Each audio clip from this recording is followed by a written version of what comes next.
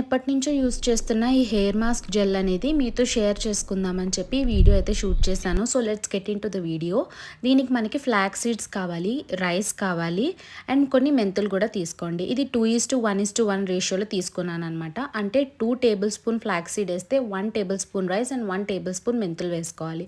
So కొంచెం వాటర్ని gas మీద పెట్టుకొని అందులో మనం చూపించిన ఇంగ్రీడియంట్స్ అన్నీ వేసుకుని బాగా స్టిర్ చేసుకోండి హైలో పెట్టుకొని. ఇది బాగా బాయిల్ అవ్వాలన్నమాట. ఫ్లాక్స్ సీడ్స్ ఏంటంటే మనకి న్యాచురల్గా హెయిర్ షైనింగ్ అనేది ఇస్తుంది అండ్ రైస్ అండ్ మెంతులు అనేవి హెయిర్ని చాలా బాగా స్ట్రెంగ్తెన్ చేస్తుంది అనమాట.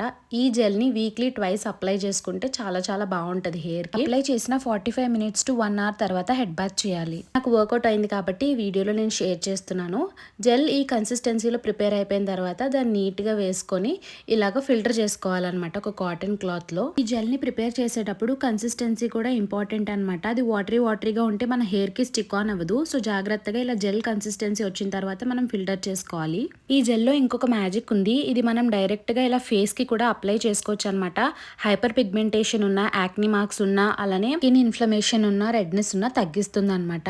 ఈ వీడియో మీకు యూస్ఫుల్ అనిపిస్తే please do give a like, share and subscribe. Bye bye.